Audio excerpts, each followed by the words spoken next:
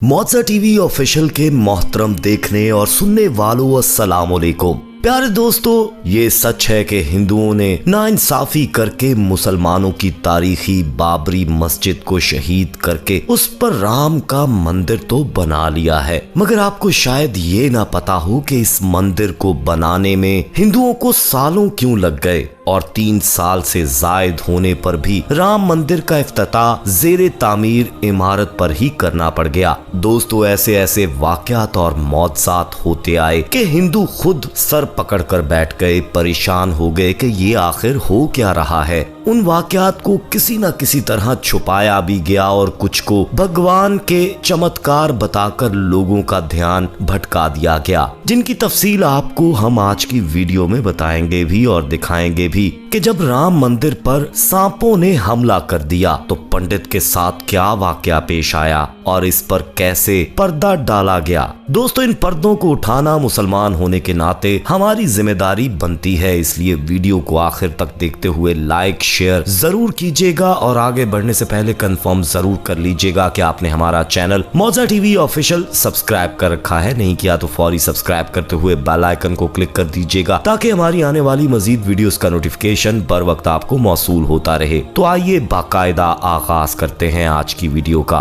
प्यारे दोस्तों, हम इन सब वाकयात पर एक मुख्तसर नजर डालते हैं जो मंदिर की तामीर के दौरान पेश आए। सबसे पहले तो बाबरी मस्जिद को जब शहीद कर दिया गया तो माहिरीन ने मंदिर की जमीन के नीचे पानी और गारा होने के बायस कह दिया कि यहाँ इमारत बनाना नामुमकिन होगा और अगर बना दी गई तो वो जल्द जमीन बोस हो सकती है। फिर दुनिया से माहिरीन को बुलाकर बिलाखिर इसका हल निकाल कर काम शुरू तो कर दिया गया, मगर एक सवाल सब हिंदुओं के दिमाग में रह गया कि अगर जमीन किसी इमारत के लिए मौजू नहीं थी तो फिर 500 सालों से यहाँ मस्जिद की इमारत कैसे कायम रही। दोस्तों, इसी तरह दूसरा हैरानकुन वाकया तब पेश आया जब काम का आगाज कर दिया गया और काम करने वाली सारी मशीनरी और क्रेनें यकदम खराब होना शुरू हो गईं। फिर मजदूरों को बीमारियां और पागलपन के दौरे पड़ने लग गए और फिर बात फैलने लगी कि यहाँ पर जिन्नात हैं जो काम नहीं करने दे रहे। हत्ता के काम करने वाली फर्म ने भी मोदी को साफ लिख दिया कि हम मजीद जानी माली नुकसान नहीं करेंगे और काम बंद कर दिया।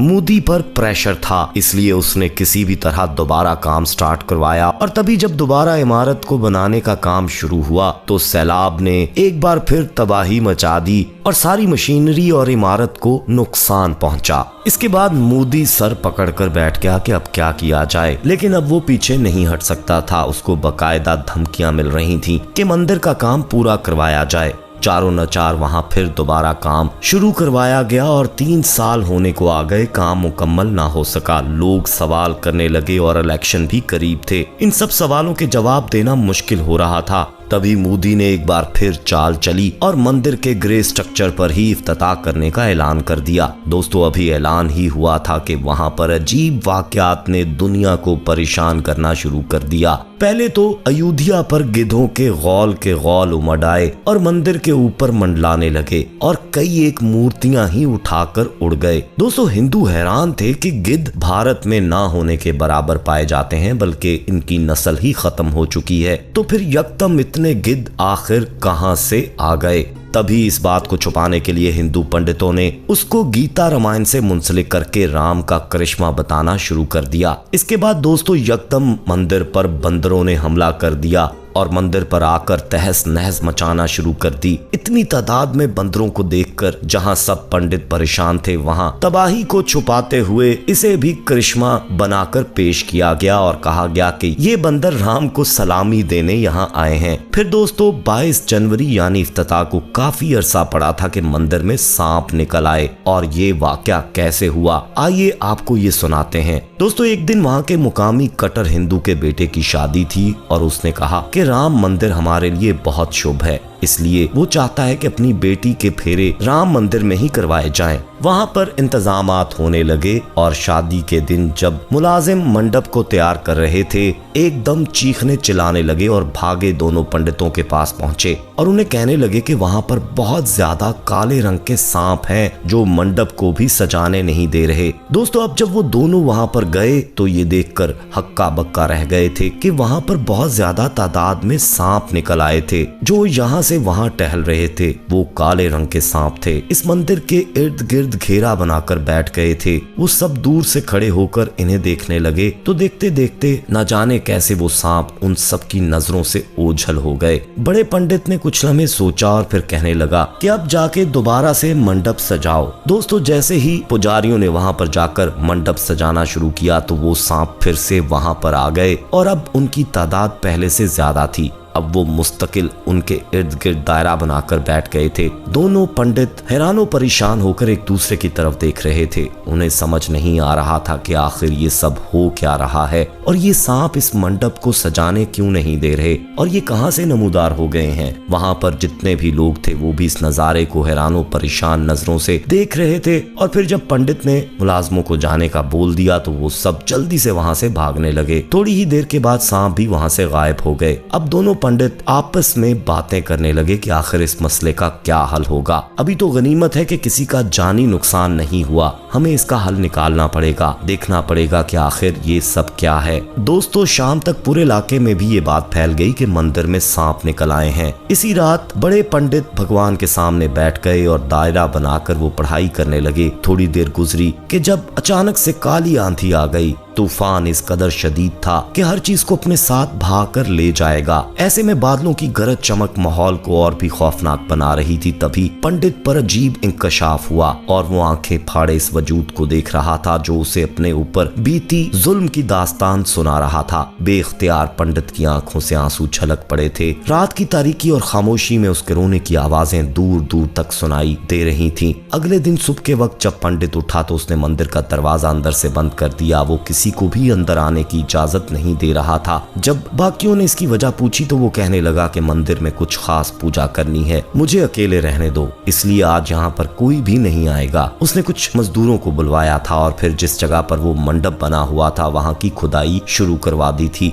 वो जगह कच्ची थी, जमीन बहुत नरम थी। देखते ही देखते उसकी खुदाई हो गई और इसमें से जो कुछ निकला उसे देखकर सबकी आंखें फटी की फटी रह गई थी। उसे देखकर छोटे पंडित के दिमाग में पहले से ज्यादा सवाल पैदा हो गए थे। उसके लिए कल से ही बड़े पंडित की हरकतें मशकूक थीं और आज जो कुछ वो कर रहा था वो सब कुछ उन्हें समझ नहीं आ रहा था। अब जब वहां से वो लाश निकली तो सब लोगों के साथ साथ छोटे पंडित भी हैरान होकर उन्हें देखने लगे। ये सब क्या है? मगर बड़े पंडित किसी की बात का जवाब देने के मूड में नहीं थे। वो खामोश रहे। उन्होंने बात को खुफिया रखकर फौरन लड़की को मंदिर के अहाते से बाहर एक सुनसान जगह पर जमीन खुदवाकर दफना दिया। ये सब क्या था, इसका जवाब तो सिर्फ बड़े पंडित ही जानते थे। खुदाई के दौरान वहां से एक लड़की की लाश मिली थी। इस लड़की का चेहरा नाकाबिले शनाख्त था और उसके तन पर लिबास भी नहीं था। सबसे पहले तो उस लाश को ढांपने के लिए पंडित ने एक बड़ी सी चादर मंगवाई और फिर उसकी आखिरी रसूमात अदा कर दी गईं। जब ये सारी कार्रवाई कर दी गई तो उसके बाद पंडित ने मंदिर के बाकी पुजारी और साथियों को मुखातिब करके कहा कि मैं जानता हूँ कि आपके दिल में तरह तरह के सवाल जन्म ले रहे हैं, लेकिन अब मैं आपके सवालों का जवाब देने के लिए तैयार हूँ। हुआ कुछ यूं कि जब ये मंदिर ज़ेरे तकमील था और रात को यहाँ कोई नहीं होता था तो मंदिर का चौकीदार कुछ उबाश लोगों से मिलकर एक रात एक लड़की को उठाकर ले आया और उसके साथ ज्यादती करके उसे मारकर यहीं पर दफना दिया गया था। चौकीदार भूल गया था कि ये जगह कितनी पवित्र है। यहाँ पर इस कदर घिनौना खेल खेलने की कोई जुर्रत भी कैसे कर सकता है, और अगर ऐसा कोई करेगा भी तो उसको सख्त सजा भी भुगतनी पड़ेगी। मगर वो अपने फर्ज को भूल गया था और फिर वो भी इस गुनाह के खेल में शामिल था। इसी दौरान वो लड़की अपनी जान से हाथ धो बैठी थी। वो किसी पास के गांव की थी, एक यतीम लड़की थी जिसका आगे पीछे कोई भी नहीं था। जो यूं लापता हुई तो किसी ने उसको ढूंढने की कोशिश भी नहीं की होगी। किसी को उसके होने ना होने से फर्क भी नहीं पड़ता होगा। जब वो लड़की जिंदगी की बाजी हार गई तो लोगों ने उसे जमीन खोदकर इस जगह दफना दिया जहां पर मंडप था। कल जब तेज आंधी आने लगी तो अचानक से एक बुजुर्ग वहां आन निकले और उन्होंने मुझे बताया कि मंदिर में जहां मंडप बना हुआ है वहां पर एक लड़की को दफनाया गया है। और ये सारी बात उन्होंने मुझे बताई। मैंने यकीन नहीं किया, लेकिन जब इसकी खुदाई की तो वाकई लाश निकल आई। दोस्तों हिंदू पंडित इस कदर खौफजदा था कि उसने अपने साथियों को सारा सच बता दिया। इस वाक़े के बाद भी वहां पर मुसलसल सांप ही सांप हर तरफ दिखाई देने लगे थे, इसलिए वक्ती तौर पर मंदिर को सील कर दिया गया, क्योंकि हिंदू पै दर पै ऐसे वाक्यों से परेशान हो चुके थे। उन बुजुर्ग ने ये भी पंडित को बोला कि ये तो एक लड़की तुम्हारे ही धर्म की यहाँ दफन है, इस जगह पर तो कई मुसलमानों का खून बहाकर मंदिर बना रहे हैं, अभी भी तौबा कर लो, वक्त है। दोस्तों बाद में वो पंडित किसी को दोबारा नजर नहीं आया और न जाने कहां चला गया, जबकि सांपों के निकलने को भी पुजारियों ने भगवान के करिश्मों से मंसूब करके लोगों को खौफो हरास से निकाला। दोस्तों जब से मंदिर वजूद में आया है हिंदू बहुत परेशान हैं। वो हिंदू जो बाबरी मस्जिद की जगह राम मंदिर को तामीर करके अपनी जीत का जश्न मना रहे थे, अब वही जीत हार में बदलती हुई महसूस हो रही है। आप इस हवाले से क्या कहेंगे, कमेंट में अपनी राय दीजिएगा। वीडियो को ज्यादा से ज्यादा लाइक करते हुए शेयर कीजिएगा। जाते जाते एक बार फिर कंफर्म कर लीजिएगा कि आपने हमारा चैनल मौजा टीवी ऑफिशियल सब्सक्राइब कर रखा है, नहीं किया तो फौरी सब्सक्राइब करते हुए बेल आइकन को क्लिक कर दीजिएगा ताकि हमारी आने वाली मजीद वीडियोस का नोटिफिकेशन बर वक्त आपको मौसूल होता रहे। अपना बहुत ख्याल रखिएगा और उनका भी जिनका कोई ख्याल नहीं रखता। आने वाली वीडियो में दोबारा आपसे मुलाकात होगी, तब तक के लिए अल्लाह निगहबान।